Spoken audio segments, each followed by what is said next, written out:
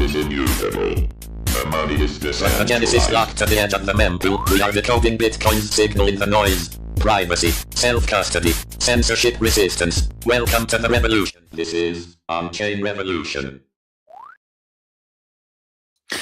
Welcome back to On-Chain Revolution. My name is Yagobi, and I am your host of this channel and show. We got a lot to get into today. It should be a fun Friday, but we're going to get into, is Nvidia crashing a big part of why risk-off assets have been kind of crashing as well, or at least not being able to sustain any positive price trend momentum, right? And Bitcoin is in that group. So we're going to hit on that. Magic Eden announced that they're going to basically sunset Bitcoin and EVM NFT markets, as well as their multi-chain wallet. So that's a big deal for the Bitcoin ecosystem. But we're going to talk a little bit about why I think that that's not as big of a deal as it seems for the mid to long term. And then we got a bunch of other stuff we're going to hop into. AI, of course, is always the main topic of what's happening, right? We're going to talk about Bitget and how they are developing skills with openclaw. So openclaw has specific skills that you can develop, and they are working with openclaw to have a, I guess, crypto type of skill with what maybe some native language that they're developing. Minnesota's also getting on the opposite side of Indiana that we talked about yesterday, kind of pushing crypto adoption away. No surprise there. Of course, we'll hit on the crypto bubbles and all that great stuff, and then we'll get into Market Pulse to start the show. But before we do any of that, I want to welcome back my TikTok audience, my Abstract audience, Zora, Rumble, of course, YouTube and X as well. If you guys could, on the YouTube side, if you like my style and my content, hit that like and subscribe. And then on X, if we could share the space, I'm so grateful that StreamYard was able to fix that, because now I don't have to repost it. But if you could repost it, that would be a big help. But yes, continue to drop your comments and questions in the chat, and I will get to them accordingly. We got a GM from Almond Joy, GM Almond Joy. And then Cheedy says, what's up, Yak? What is up, Cheedy? What is going on? But yeah, so a lot of stuff happening to kick off this weekend, right? Heading into the weekend. You know, you have options that expired this morning with Bitcoin, and it looks like it didn't go to the upside to kind of for the call side of things. It was more to the put, right? So a lot of the people that were shorting Bitcoin or buying puts ended up winning that. But you know, we're going to see how Bitcoin can maybe stabilize a bit here, right? This is kind of, we have a new formed support and resistance. I mean, it's always been there. The resistance is at that 70,000 mark, and then the support is right at that $64,000 mark. But with this risk off type of environment, kind of backed by Nvidia, it's almost kind of like, are we able to get above that 70K for Bitcoin? Because that's what's going to tell me that, you know, this is not going to be a breakdown, and as long as we stay above 64 as well. But let's start things off like we always do with the Market Pulse and check out what is happening, because we have PPI come in this morning as well. PPI, which came in hot, that is, you know, not good. But core PPI came in a bit more in the positive light. But let me get my screen up here so I can show you what I'm talking about. So you see the PPI, which is month over month, and this actually includes, you know, groceries and all these things. And these are, the PPI is actually like a domestic producer, so everything within the US, right, that's producing and what they are, you know, selling at, right? And you can see the expectation was 0.3%, and we came in at 0.5%, right? So 0.2% higher year over year, though. Also, or sorry, not month over month, also 0.1 higher. So the month over month PPI report definitely did not come in very good, came in hot. But you go to core PPI, and that excludes energy and groceries and all that stuff, and we came in pretty decent, actually 0.1% below forecast, and we are even kind of over the previous rating there. Right, you see year over year here, we're actually a little bit better, barely. You can 2.9% versus 3, right? And so not so great, right? Not so great whenever you're looking at the short term. And what does this mean for the Fed? Where are their minds whenever it comes to, potentially cutting rates and those type of things, right? Well, let's check and see how the market responded to it.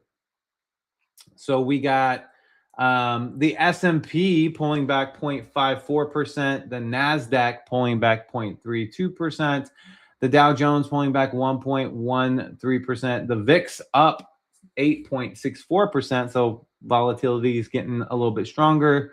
You got the DXY pulling back 0.12%, the Russell pulling back 0.85%, and the Magnificent Seven pulling back 0.54%. Nvidia is the one that everybody is looking at here.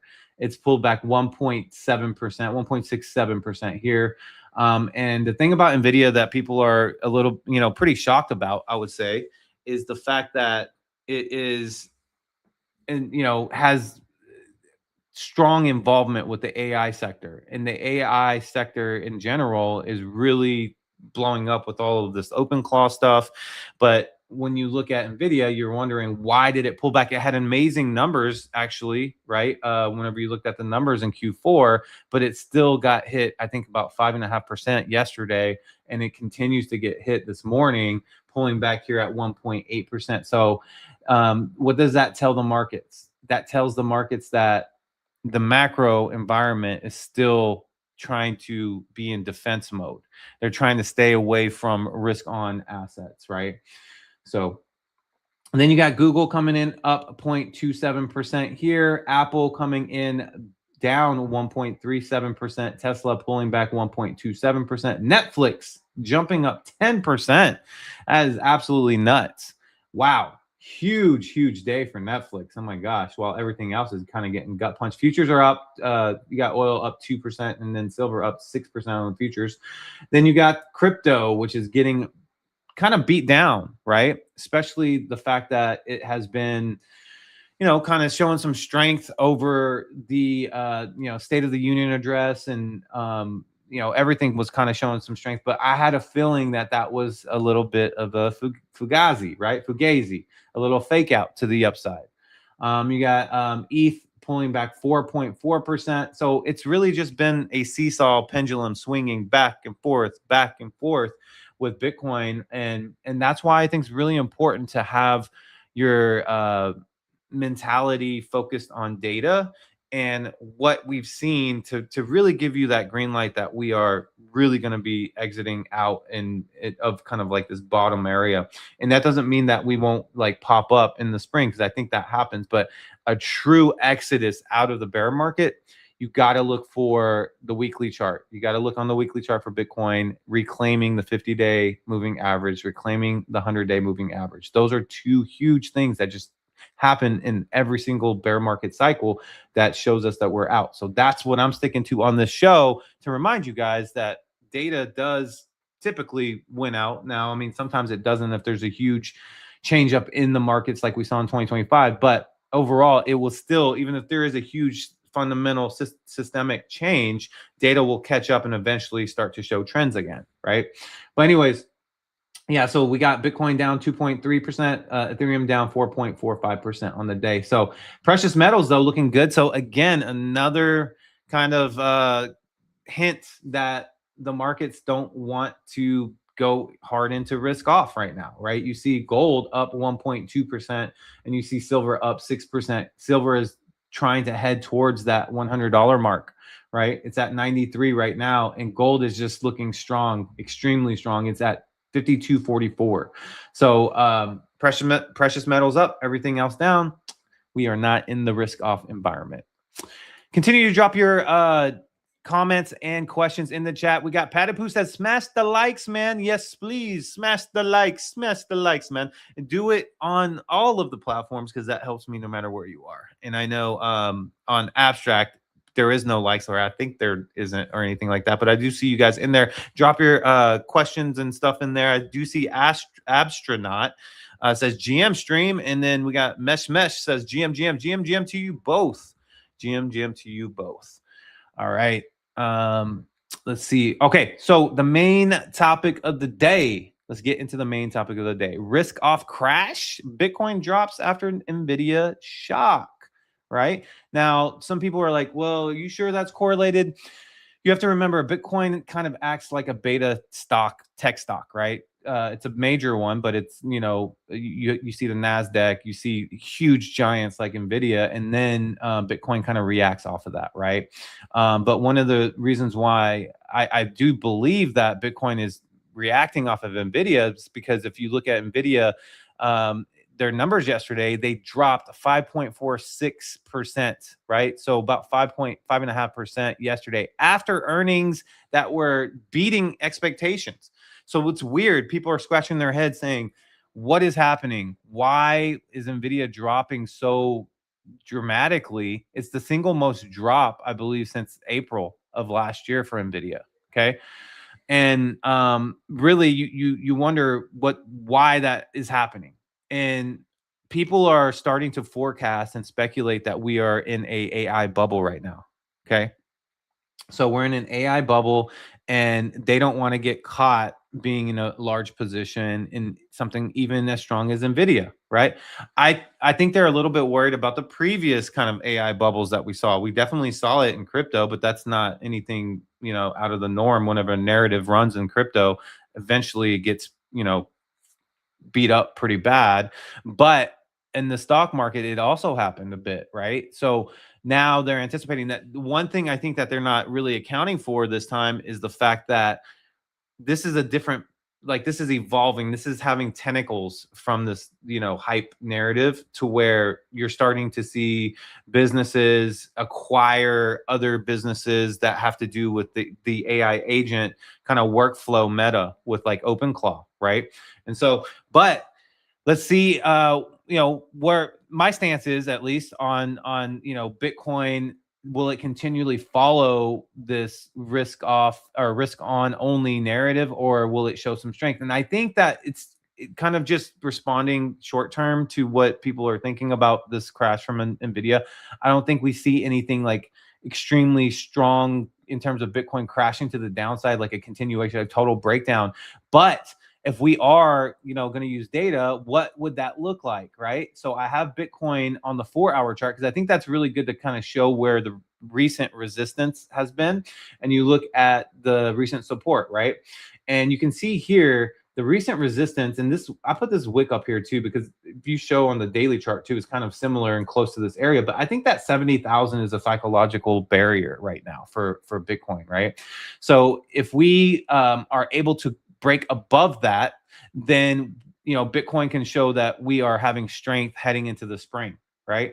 Now, if we lose this area right here, really it's further down. If we lose the 63,121, if we lose that, then this is something that can really break down into getting closer to that weekly 200 moving average price range of 60 to 62, 63,000, right? So those are the areas that I'm looking at right now, right? And I do expect for Bitcoin to have some sort of, spring type of spring energy, whether that's starting at the end of this month or the beginning of March. But that is what I'm looking for. It's going to have to break above this $70,000 psychological barrier for us to have that continuation. So do I think it's going to continue down just because Nvidia and AI is being overhyped by the markets? No, I don't think that's happening. I think it's a kind of a knee-jerk reaction right now. Plus, we also have had the Deribit options expiry that happened at 2 a.m. And so people were trying to shift Bitcoin away from that $75,000 mark, right? So that is what we got right now for the main kind of thesis of, is Bitcoin going to continue to follow this trend? And I say no, I don't think it's going to, right? And we have to look at these two areas to see if that is going to happen. But we got the Ackman says FIP fractal indexing protocol seems as if, in my view, be a Web3 search engine. Have you heard anything? I haven't heard anything of fractal indexing protocol, but I definitely want to, I want that. Oops, I meant to remove that. Fractal is something that I felt like was, and I think that this is a part. Is this a part of the fractal? Or sorry, not fractal. The it is isn't it Fractal Bitcoin, the chain, that scaling chain? Does it have anything to do with that? I wonder if it does. If it does, that's going to be interesting. I'm definitely going to look into it. We're going to get into some Bitcoin stuff a little bit later as well. Patapoo says, what is your take on Magic Eden's ordinals rug? I'm accumulating. Price reset catalyst will be glorious. Yeah, I actually think that the price reset is going to be amazing because, you know, I do think short term this brings the prices down. I'm sure that we've already seen that. Looking at Bitcoin's or Magic Eden's marketplace right now, I mean, you're seeing node monks go down about 17%, puppets down about 16%, OMB down 14%. All these basically these like premium collections are getting hit. But I do think that this is an opportunity for another marketplace to really step up, and also, um, you know, uh, a lot of people looking at these collections as being on fire sales. I don't think this is going to be like a counterparty 2.0 from 2015, 16, and 17. I think that there was, and nothing against counterparty. I think they have some amazing assets, but I do think that this situation with Magic Eden right now, or with the ordinals ecosystem right now, you have to remember we had a $6 billion on-chain economy at one point with ordinals. The highest I think that counterparty got was like 500 million, right? And so because of that, there's a lot of builders that are still here passionate. I'm going to talk about one later in the show, but I see them left and right. They're still here. They're passionate. It's different than other ecosystems. I'm noticing. It's just that's why I'm I like that. I like that there's actual people that believe in where they're building in the future of it. And so that's why I'm still bullish. And I think that these are going to be on fire sale. And I think that's going to be a good pickup in my opinion. And that's what I'm going to be doing. The Ackman says yes, and then he says, "Is it the fractal chain backed by Unisat?" Yeah, so Unisat definitely has some backing. I think they have some investing in it as well. And Patapoo says, "Spoken with great wisdom." Agreed. Thank you. Yes, I agree. I think we're on the same page with that. All right, let's get into a little bit of news here and kind of see what's happening. So the news is kind of more of, I guess like trends in the space. Obviously, it's still very heavily, around AI, right? And so we'll kick it off with this right here. Bitget Wallet unveils beta. It says unveils beta skill with openclaw, allowing users to access on-chain market data and trading via natural language. So I've been messing around a lot with openclaw. You guys know that. And one of the things that you got to do, in my humble opinion, is you have to customize your agent. Otherwise, you're going to just have an LLM, and why an LLM and like a template. You can just use it directly on the website, right?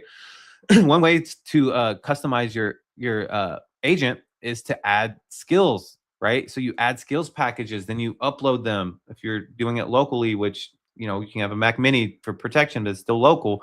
You upload the skill, and the agent refers to the skill. So what Bitget Wallet is saying is that they have a skill that allows agents to refer to for on-chain market data and trading via natural language, meaning that they're going to have the ability to just grab easily, on-chain data. So this is big, but how can you use it to your advantage, right? Obviously, if you are building a trading agent, then you can use that to your advantage big time, right? That's one way. Secondly, if you're doing like a data analytics website, you can utilize that as well. But if you're doing it for trying to have a trading edge, as time goes on, this is going to get harder and harder. It's really going to, the skills that people are going to have to really hone themselves as the human is how are you optimizing your agent to be able to be the best trader with all this data. That's where we're heading, by the way, because once the data is given like this, then everybody has access to this, right? It's the knowledge in the human that is going to take their agent to that next level because you are customizing your agent and then you get them where you want to get them. So, I think there might be this kind of I don't know, skewed perception of how agents can work in trading and assets and all these things. Like, okay, I just set them up good, and then they're going to be making out. No, it's almost, you have to do your side of it, and that's another thing too that makes me feel like we're not going to, like, as a society, lose a ton of jobs from AI and AI agents, because humans need to set these guys up, right, and maintain them as well. And so, although this is I think pretty big news, because we're going to start seeing more and more of this. And the reason why these platforms, by the way, want to continually give access to data is because they want users. They want liquidity, right? And if you're giving your agent liquidity and users, then they get more, fees. And that's been a big problem with crypto in the past. Is like, whenever the bear market comes, it's, retail just got completely annihilated, and they don't want anything to do with it. But if people can build like these agents with skills that can be consistent and continually build up, we'll see something different. And I think that's what these companies are seeing. GM from Superman, superfan.fan. GM Superfan, I hope you're having a great, blessed Friday heading into the weekend. I hope you all are having a great, blessed Friday. I'm curious what your plans are. Drop your plans in the chat if you feel comfortable doing so. I have to take moms to the doctor after the show, and then hopefully I can maybe swing by the driving range to try to improve my swing a little bit. That is the plans I have heading into the weekend here. All right, let's get to the next news headline here. And we got Minnesota. No shocker, Minnesota in the station wagon. I used to have a classmate that was moved to Texas from Minnesota, and he would talk just like that. That was probably a horrible Minnesota accent. I'm not making fun of it. It's just that's what it sounds like to me. But anyways, it says the U.S. latest Minnesota lawmaker submits bill to ban crypto kiosks, proposing a statewide ban on crypto self-service terminals. Are you guys shocked that Minnesota is doing this? I'm not. But why would you need to have a ban on Bitcoin terminals, like the self-service terminals? I don't understand. I know that there's casinos in Minnesota. I believe there is. But they feel threatened by crypto kiosks for some reason. It doesn't make any sense to me, right? And so I don't know. To me, I just feel like this is probably some sort of pushback against the industry or something, because it doesn't make any sense to me that they're going to be banning kiosks here. Doesn't make no sense. But no shock there. Again, Minnesota probably leaning against crypto infrastructure. All right, let's get into this one right here for you XRP crazies. It says XRPL Foundation patches a critical flaw that nearly reached mainnet after an AI bug hunter flagged the issue in Ripple's code base. So this is a positive use case for AI, right? AI right now is just being like experimented with a ton, and this is one of the ways that I think it's going to cut down a lot of time for developers and teams. But this is something that they caught, right? So a critical flaw that almost reached mainnet. Imagine if it did, right? So we're going to see more and more of this. But again, it goes to the flip side as well. Like, sometimes these AI agents can misplace a decimal, and we saw that with the situation with the Ethereum situation, where they mispriced Ethereum, I think, to like $1 something, and a company lost like $1.8 million before they could stop the bleeding, right? But again, as time goes on, it's going to be more efficient. It's not going to be less efficient. So you got to remember that. So stuff like this is going to be more, we'll see it used more for this kind of stuff, right? And that's the idea behind it, right? It's going to be more efficient as time goes on. Dr. Min says AI is everywhere. Yes, it is. It's everywhere. I mean, it's everywhere all over the timeline. It is like taking over crypto for sure. But in a good, this is good though. This is good. Like I said before, if you remember the narrative, the AI narrative from 2024, Q3 and Q4, it was all over crypto Twitter, but not in this context. Like the way it is right now, I've never seen anything like this. The way it is right now, take over completely just every subject topic relating to Web3 on X right now has to do with AI. I don't, you know, unless it's kind of like a bad thing, actually, like Magic Eden's leaving Bitcoin ecosystem, but like, you know what I mean? Other than that, it's just constantly just being entangled with AI. And so that makes me feel like this AI narrative is here to stay. That is for sure. All right, let's see what else we got here. Okay, we're gonna pop over to the crypto price action and bubbles here to see what maybe Bitcoin is looking to do for the next 2 to 4 to 6, possibly 8 hours, and heading into the weekend. So let's take a look at Bitcoin here. Bitcoin is sitting at 66,065 bucks, right at that 66,000 mark. You are seeing the MACD here looking like it's starting to break down a little bit, but that happened almost here as well. If you go back to 1 a.m. Central Time this morning, it looked like it was coming out of sell pressure, only to go pretty deep back into it, right? So I wouldn't be so sure that we are going to leave sell pressure just yet. You can see as well the stochastic RSI is still below the oversold territory, sitting at 17.6. And the fast line hasn't started to tick up yet, right? So it is kind of saying, hey, we're not necessarily aggressively trying to come out of this just yet.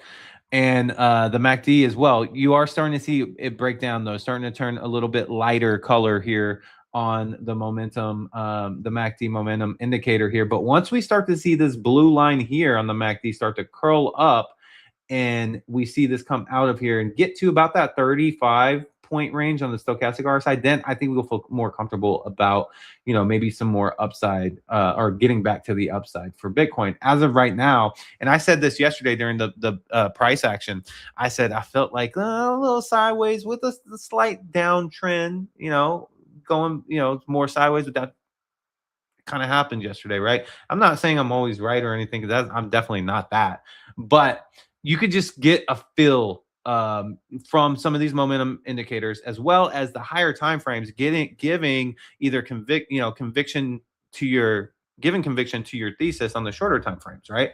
So let's kind of see what's happening on the 4-hour to see if we can get some of that extra conviction there. So on the hour, though, just to be clear, I'm not seeing a complete breakdown coming out of the sell pressure yet.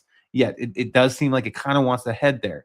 All right, but let's take a look here at the 4-hour and see if we can get some of that conviction. Okay, 4-hour to me says maybe we ain't ready to head out. Look at this. I mean, it just got to the oversold territory not too long ago. You're looking at 6 a.m.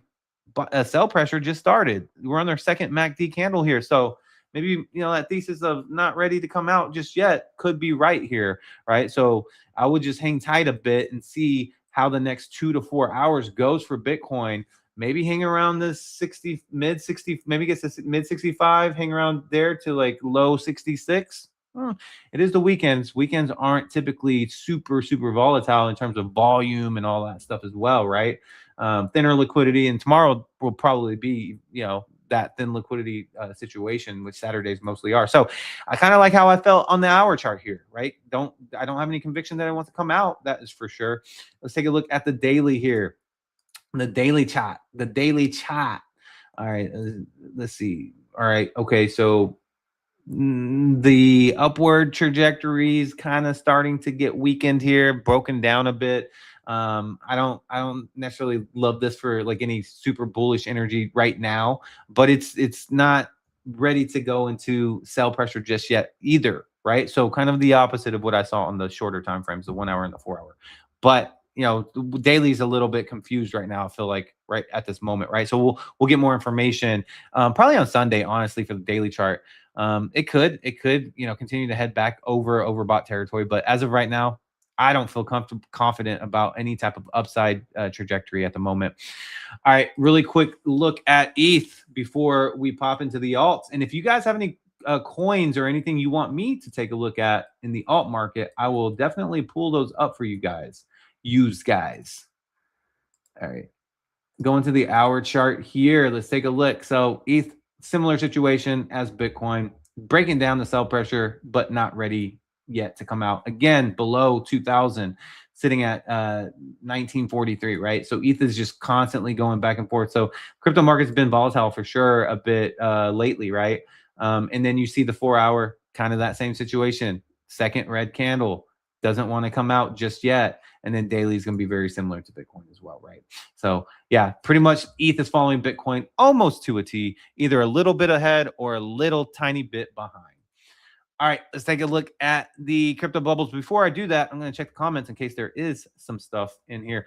One Arm Bandit says, "What's up, Yago B? Appreciate you, my dude. Appreciate you, sir." And then we got Prime Mind. Yo, Yago B, you think we are on the cycle to hit all-time low for this cycle at the end of September? So end of September could be a moment like that, just because a lot of the stuff that's happening right now in terms of like the weekly chart, if you look at past situations, you can see that once we started to reclaim the 50-day moving average on the Bitcoin weekly chart and the 100-day, we were kind of starting to get cleared out of that. It does go around that October Q4 time period, right? So I think if I were to say September, I think I'd be kind of throwing a dart in the dark a bit for that specific month.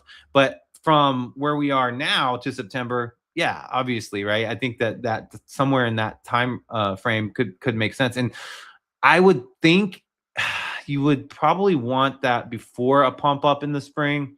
But our time is cutting short here, so we might actually get that kind of spring energy that we get almost every single year. Bitcoin's going to fake a lot of people out, and people are like, rah, rah, we're back. We hadn't claimed the 50-day moving average at that point. Then maybe I think we might hit that in the summer. So September could be a month that happens, though.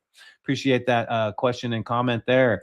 One Arm says, subscribe and like. Yes, please, guys. It helps me out a ton if you guys can do that. It definitely helps me out. And then Bandit says, I'd be watching the monthly close. Yes, sir. Monthly close as well. And then it says, or should I say what starts the monthly open? Yeah, pump it. Hey, March. Remember, March and spring are there. That is a typical kind of, like I said, you bring that liquidity energy back in short term, temporarily, get people excited, and that type of stuff. And then you got Rick G. What's up, Rick G? OG Rick G here. Says sell in May, go away. Wake me up when September ends. Hey, we'll see if we get that sell in May this year. There was a lot of people that were saying maybe this year wouldn't be the sell in May. And the amazing Jake Gallen from Emblem Vault had called I think July we would see some energy. So we'll see how it goes. But let's get back into the crypto bubbles here. And again, if there's any alts that you want me to check out across all platforms, just drop them in the chat and I will take a look-see. All right, here we are. Pippin. Man, Pippin just can't get away from me. And it always has to be like extremely up or extremely down. But I've been telling you guys, be careful about Pippin. It was almost to 900 million yesterday. We're sitting at 640 million. So you're looking at a $200 million swing. Okay.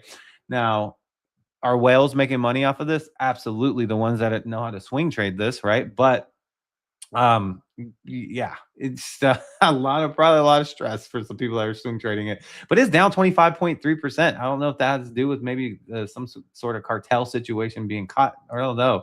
I'm just kind of joking with that, but that's supposedly some rumors with the cartel's involvement with Pippin. But hey, at the end of the day, if you're in it and you're winning, congrats. That's all I gotta say. It is down 25.3% today, though. And then you look here at Lighter, it's down 5%. Zcash down 7.2%. You got Caspa pulling back 4.3%. XRP, it's not too bad, I guess. Down 3.7% here. What else we got? We got Flare pulling back 2.3%, Kite pulling back 5.1%, DCR up 13.9%, ICP up 3. So it's a little bit of a mixed bag today, right? Even though Bitcoin has pulled back along with Ethereum, you're seeing some alts still kind of do okay, surprisingly. But anyways, ICP up 3.6%, Virtuals up 2.1%. You got Pi up 1.9%, Arbitrum up 2.9%, Chills up 4.5%, Pump up 2.1%, Ton Telegram token up 1.1%, JST up 1.1%. And then, the rest of the market that has pulled back, it's about an average about 4 to 6% on average that's pulled back in the top 100 here. So nothing that's really sticking out that says, oh my God, it's getting wrecked, except for good old Pippin. Good old Pippin. All right, let's take a look at the top 200 here. All right, top 200. We got, first let's talk about the winner. So this B coin, I believe it's a BNB BSC meme coin. I believe it's up 20% here. Layer 0 up 7%. So probably back in the headlines, some institutions getting bullish on Layer 0 again. And then you got Luna Classic here up 13.9%. You got Fluid up 4.6%. VVV up 13.7%. Wall up 2.6%. And this Power token is kind of like the Pippin one in terms of how volatile it's been. It's been like up, I think 30-40%. Now it's taking a huge dump. As you see, it's pulled back 27%. There's something new that's in the top 200. Just know that it's new, right? And unless there's a huge institution or just like an already established, like I think MakerDAO had put out another coin called Sky, I believe. And so that's, to me, it's okay that that's new because it's probably going to have some strength backing to it. But something's new that doesn't have a lot, just be wary, right? Be wary of that. Doesn't mean that it's not going to stay in the top 200. That's not what I'm saying. But, the volatility probably going to be pretty strong. All right. What else are we seeing here? Aerodrome hasn't been really talked about too much in headlines like they were before, right? They're down 3.8%. You got Tibber, which is a part of the virtuals ecosystem there. It has pulled back for about 15%. Siren pulling back about 6%. Lido pulling back 2.6%. Pulse X pulling back 3.5%. SBTC, I believe this is about from the Stacks ecosystem, it's pulled back 2.9%. Fartcoin is down 1.4%. And so that's not good, but it's not too bad, right? Not too bad there. Yeah, so that's pretty much the altcoins for you guys. So a little mixed bag here for the altcoins, so not too bad. If Bitcoin and Ethereum have a continual pullback, though, expect red over here. So not too shabby, not too shabby. All right, what else do we got here? All right, so this one is a little bit of, I would say, optimistic for what I think is happening for the spring energy I've been talking about, right? So this is a report from Cointelegraph. It says U.S. margin debt rises to a record of 1.28 trillion, up 53 billion in January, marking the 9th monthly gain in a row, right? So what happens whenever this goes up? This goes up because people are in a situation to where they feel like they want to start to possibly get into a little bit of risk on, right? I think that is what they are trying to get at with this chart here. You can see, it's post-COVID, margin debt shot up extremely high. People were buying all types of assets, inflating assets left and right. It didn't matter. Toilet paper, cards, Pokemans, all these things. It didn't matter. Stocks, crypto. And we're starting to get a little bit more. Now, it's not like this straight, like huge situation here, but we'll see if it kind of plays into a little bit of a market getting up. What we got? Mr. Sheedy says, what's up, guys? how's the day going? The day is going beautiful. I woke up. I was able to breathe. I've been blessed by God. I have an amazing family, and I love connecting with you guys. Life is great. Life is great. Even whenever something happens, God is good. All right. And then Prime Mind says, where did Sheezy go? Took a break. Yeah, he decided to go in his own direction, and no issue with that, right? And then Rick G says, Smoke Toshi, laugh, laugh, laugh. I want to hear some Blood Moon forecasting. Patapoo, what's happening with the blood moons in the bull moons and bear moons and all those great things? I want to prepare myself for those things. He is an expert, by the way. He does psychic readings and tarot card readings, but first consultation's free, I believe. I'm just messing around. All right, what else do we got here? This is not good. You got the Chinese holdings of US Treasuries falling to their lowest since the global financial crisis. Yeah, that's not good, but it's not shocking either, right? Considering the kind of recent relationship with China and the US and the US dollar showing weakness and all that stuff. So honestly, it's not shocking. It's not shocking. They're trying to de-risk themselves a bit, right? But what does that mean? That means that the dollar is, from a global perspective at least, isn't necessarily looked at as the world reserve currency lock anymore. And I think that we got to realize that the tokenization of all these assets is probably going to continually get stronger and stronger, and people are going to be looking to something. I don't think it's going to be fiat. I don't think it's going to be a country's currency. I think that along with kind of like this, we're going through the craziest, I feel like, shift in, maybe I say it because this is the only thing I've experienced, but like in history I've read, probably in human history, if you think about like the AI shift along with quantum, cryptocurrency, whether people say it's not like this innovative breakthrough or not, it's happening. The trillions are getting tokenized, right? So finance is coming to the tokenized infrastructure, and things are getting sent out into space to energy harvest from the sun, right? And so robotics is getting better and better, right? I say that because that's why I don't think we go to like the next world reserve currency of being a country's currency. I think it's going to be some sort of asset that the world kind of agrees upon, that this is something that works for that, and we probably won't know what that's going to be for a while. All right, couple more comments in. All right, so Patapoo says early March bull moon, and then he says she's derugged. I don't know if derugged, but then we got Prime. Mine says lots of lessening of UST bonds. You think lowering Fed rates is going to exacerbate the rush away from Treasury bonds? I mean, it definitely doesn't attract more people. The whole point is to be able to get like a good return, right? But not only that, there's like, I feel like if you want to say adversaries, right?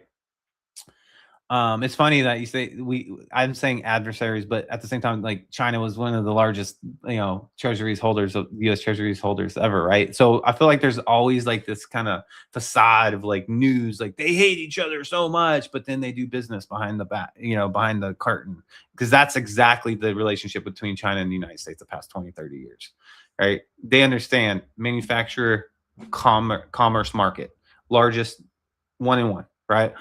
But I think it's an opportunity for the games too. The US dollar is weakening. We don't want to be in US Treasuries much long anymore or whatever, because it's like, it makes their competitor, number one competitor, not look strong or good, right? And look, it's not just China that does it. US does it all the time. Everybody does it.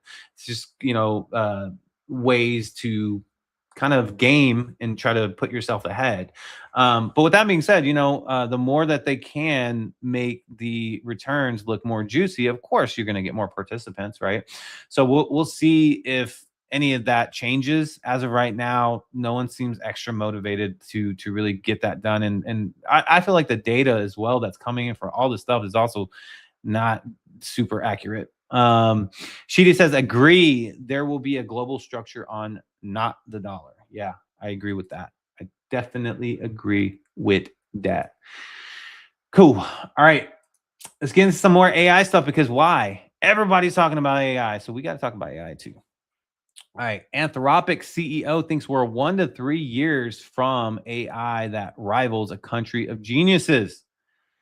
MSB Intel, great X account. You know, Cointelegraph definitely utilizes and sources his stuff, but he's good. That's why. And it says Anthropic CEO thinks we're 1 to 3 years away from AIs that rival a country of geniuses. If you made me guess, it's more like 1 or 2 years, maybe 1 to 3. I have a strong view, 95%, that all this will happen in 10 years. That's a super safe bet. But I have a hunch, more like 50-50, that's going to be 1 to 3. So, I mean,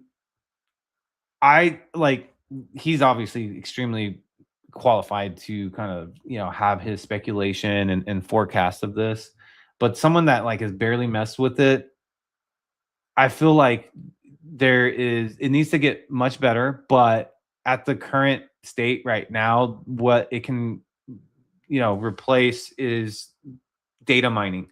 Data mining is probably the best skill that it has right now.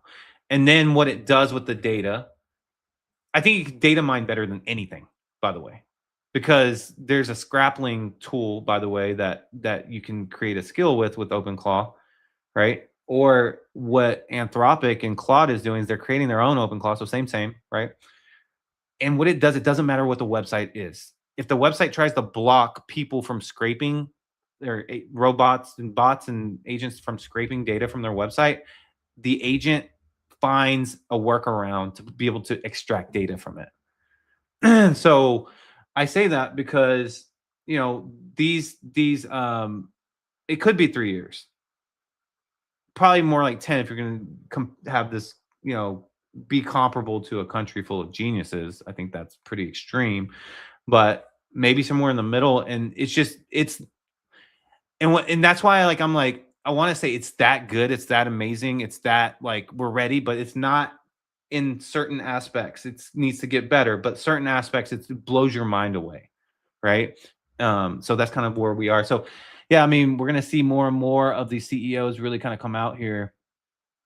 Justin Garreau, what is up? Fam's back. He says, what's popping? AI's popping. I guess AI, we got to talk about it all the time. By the way, if you guys are into AI, don't forget we have our Wednesday weekly AI experts, Big Noodle, Superfan, and Dr. Min, right? And so we do a 30-minute, sometimes it extends topic for that week of what's hot with AI, and you guys bring your QA and all that stuff. So awesome. Every Wednesday at 10:30 Central. Sheedy says, I'm driving hard at work with integrating AI with manufacturing, already using my openclaw bot and printing PDFs it creates for me. Let's go, Sheedy. I knew you would be like already on top of it. Curious though, are you burning API credits or are you using something free like Kimi 2.5 from the Nvidia developer program? They give you a free 12-month API for that. That's just for anybody that's listening, that I've used that. I use it on my crons that don't need a lot of compute. So, you know, I'll utilize that. And it's comparable to like a second, I would say third level of Opus, right? So you're talking about like Opus 4.6 is the best coder. Opus 4.5 is obviously second. I would say right under that is what it is. But anyways. Almond Joy says, what's up with everyone flooding my X feed with Tau? I mean, Tau is hot. Tau is anybody that built AI.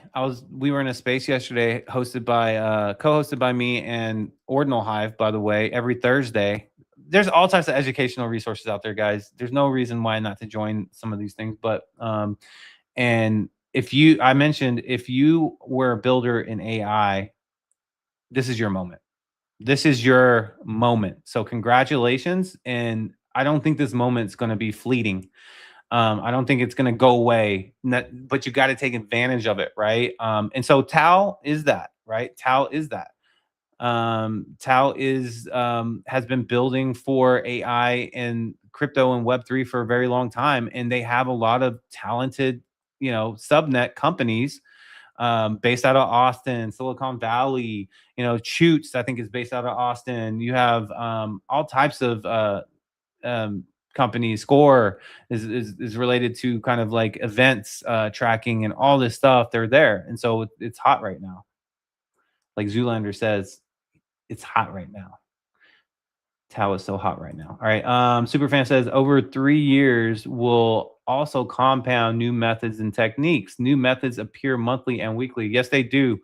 It's hard to keep up. Sheedy says, I keep saying somebody's going to start a company just like ours, but not pay a front office. Therefore, we'll be able to undercut. I mean, man, that's the truth.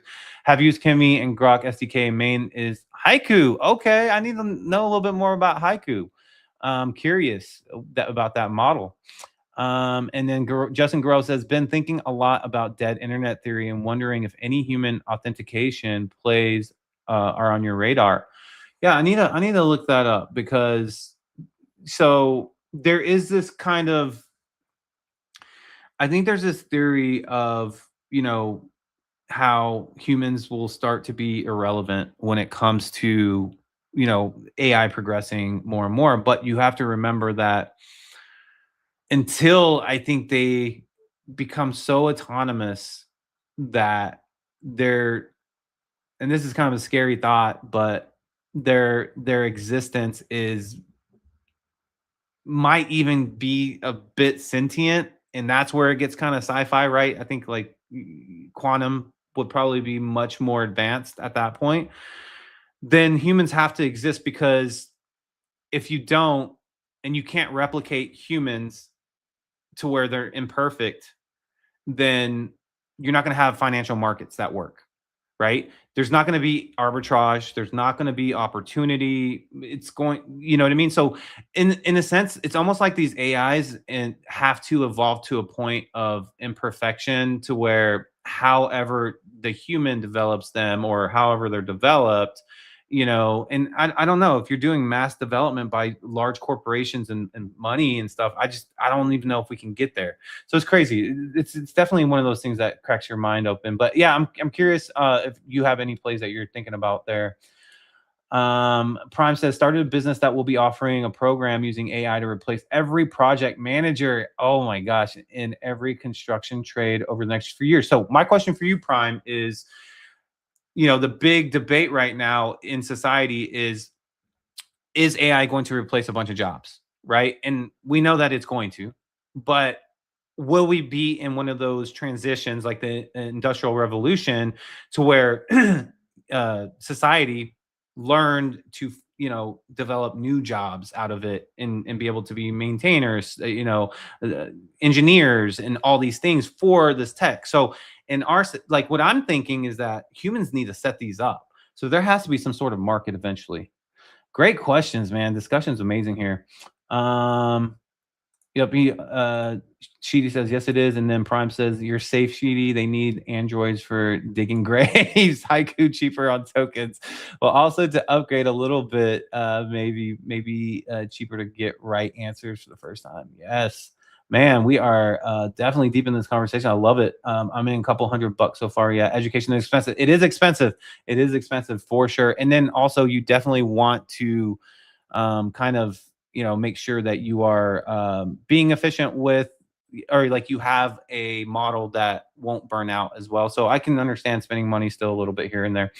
All right, let's get to a big story here.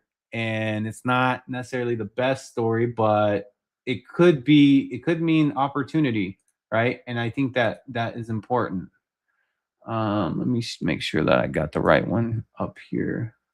But you guys can see from the headlines here, and you see right here from Blockspace, I think CB Spears, Charlie Spears, is behind Blockspace, OG in the Bitcoin ecosystem. He posted and said Magic Eden to sunset Bitcoin and EVM marketplaces, as well as discontinuing support for its multi-chain wallet. Magic Eden is expected to make an announcement to wind down. Give me 1 second. All right, there we go. To wind down as early as Friday, sources tell Blockspace. So you can see that all the premium collections have been taking a hit, right? But there isn't really, I haven't seen the reason why necessarily that they're doing this, other than, you know, the obvious, where the market's kind of peeled back a bit, right? But it goes, you know, Charlie wrote this article and it says Magic Eden is sunsetting its Bitcoin and EVM markets, as well as discontinuing support for its multi-chain wallet. And it says the sources said Magic Eden is expected to make an announcement. Yeah, we heard that. Soon thereafter, the sources said Magic Eden plans to discontinue its cross-chain wallet. And the sources clarified that Magic Eden will still support Solana NFTs and assets. So they're basically moving back to square one. You know what I mean? That's where Magic Eden started, was on Solana. And I don't want to say this because Magic Eden's been here all the way up until February 2026, right? So ordinals got popping in the beginning of 2023. So let's say 3 years. I don't know when exactly they went full on, you know, dove into ordinals, but they believed that it was, and they were right. You know, ordinals at its height was a $6 billion on-chain peak. Okay. But were they here only for the money? And a lot of people will probably say, well, that's obvious, you know, they were, but they stayed for 3 years, and, you know, they were talking about all these other things, but they made a lot of money from that, right? Just like Unisat did with the BRC20 side. And, but is this kind of a sign that they're just, you know, were no money for a certain amount of time, so they're out? But then, like, why are they sticking with Solana and all these things? I don't know. Also, could just be a, you know, straight up 100% business decision. You know, maybe their bottom line was getting eaten up so bad that they had to do it or die, right? But I'm a bit sad about it, just because, you know, Magic Eden was a big supporter of Bitcoin ordinals and stuff. But I'm happy for whoever. If what I want to happen is somebody in the space that really cares a lot about Bitcoin ordinals and Bitcoin assets, that has a platform, like something like Ordinal Hive or some other, you know, somebody that like just has the passion to really take over, because ordinals aren't going anywhere. I'm very, very confident about that. All right, we got some comments here. Okay, so Prime says, no, we've worked in all of our existence to not work. Humanity is in the transition of the next 20 to 30 years that we won't have to work unless we want to. Between AI and androids, I believe 90% of jobs are cooked. Oh, no, don't say it ain't so. And then Sheedy says, Ord drops will be the new place, in my opinion. Okay, I have to check out Ord drops. KDN, what is up? KDN says, GM. Superfan says, rumor has it Magic Eden is transitioning to focusing on a gambling site. I don't know if it's true. Interesting. Maybe it has to do with like predictions markets or something, but hey, gambling, that's very, very native to Web3, right? Because I nominate Ordinal Hive to be the savior. Look, I mean, Fonzie is super passionate. You know, he's been building the entire time. Their platform is set up. So yeah, I could see it. Sheedy says, what do you think will happen with all the locked ME tokens? I got some locked for 4 years. So I think they didn't announce anything about their tokens. So they didn't say that they were going to discontinue their token. And the fact that their token is a Solana token, I'm sure that continues on. But yeah, so we'll continually look and see if there's announcements about the Solana token there. And then Justin Gross says, no plays as of yet, kind of a new realization that there will be need to way to prove who's actually human online. Yeah, so that I think is something that is going to be, that's being overlooked right now, right? So kind of like how, you know, collectibles, the ones that, if you compare collectibles, the collectibles market, you have tangible collectibles, tangible collectibles, sports cards, you know, model planes, you know, all these things, figurines, all these tangible jerseys, autographed, all these things, right? And then you have like digital collectibles. If you try to compare them to, there's no comparison. Like the tangibles still win. I mean, you can look at the market, you can look at the, you know, my family's in it. It's not a contest at this moment. It's like, so well, I bring that up because I do think like true human, you know, genuine human content creation and stuff like that will have value. It will have value. We're just so focused right now on the AI portion because of workflow and efficiency and these type of things. You're still gonna have to be good, you know, at what you do from a human perspective, but it will have value. All right. Speaking of Magic Eden in the Bitcoin ecosystem, I definitely want to shout out someone that's been building in the Bitcoin ecosystem, and that is Nine. If you guys don't know Nine, go follow Nine. It is at block number 9 INE. This is someone that's passionate about bitmaps and the Bitcoin ecosystem, and I thought it was important, and I want to continually do this, by the way, is to highlight these people that believe in what they're doing, right? And so what Nine has been doing is he's been building behind the scenes. He's been building a project called BLIX. What is BLIX? So he hasn't put a ton of information out yet. He's going through kind of like the screening process of people that are interested. He's building something that's culture that lives forever. BLIX is a cultural discovery platform built on Bitcoin, where creators, explorers, and communities build digital worlds that live forever. Independence is non-negotiable, right? So he's very much in tune with, you know, the Bitcoin ethos and the community ethos as well. And says the old creative industry was built on control. Very true. BLIX is built on freedom. Creators keep sovereignty over rights, audience, and revenue, the foundation for a real creative economy.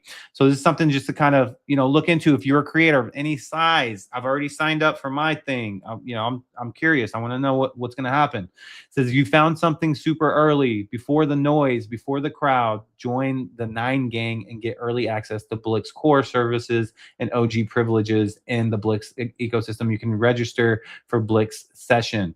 Right here, just click on that, and then it'll take you to a Google Forms. And so, if you are a creator, if you have any interest, just, you know, education of what this is or anything, you know, fill out the form. And that's what I did. I'm excited to see what he's doing. I know it has a lot to do with music, and you know, I believe Bitmap's connected to it as well. And you know, this is the kind of community that it made me say I don't want to stop covering Bitcoin ecosystem, even though I know the show did for a bit. That's why I came back, though, is because it stays constant, and you build relationships that last forever, right? And that's, I've been doing the Thursday Buzz Bitcoin shows forever, right? I've been doing that for a long time because I think Fonzie's awesome. I think what he's building is awesome. I think the people that are building in the Bitcoin ecosystem is awesome for the most part. Yeah, every ecosystem has their, one-offs here and there and stuff like that, but that's everybody, right? So wanted to shout Nine out and, get some information out about what he's building. And I signed up for it. And if you're a content creator, why not? Check it out. All right, guys, I think that might wrap up this Friday show. Let me make sure didn't miss anything there. Hope you guys enjoy your Friday. I hope you guys do something fun for yourself. Life is too short to not go enjoy it. The markets are going to be here regardless. You just need to keep paying attention to the markets, but go, have fun, spend time with your family, right? I'm blessed. I feel blessed. I woke up today, right? That's the mentality I'm trying to get to. And you'll be a lot more grateful for whenever the things that do come in that, might make your life better in a monetary standpoint, or maybe not, right? But you can get through it. And that is what it's about. So all you guys have a blessed weekend. Thank you so much. Without you guys, I could not do this show. And I'm looking forward to Monday, and I'll see you guys Monday morning. Peace.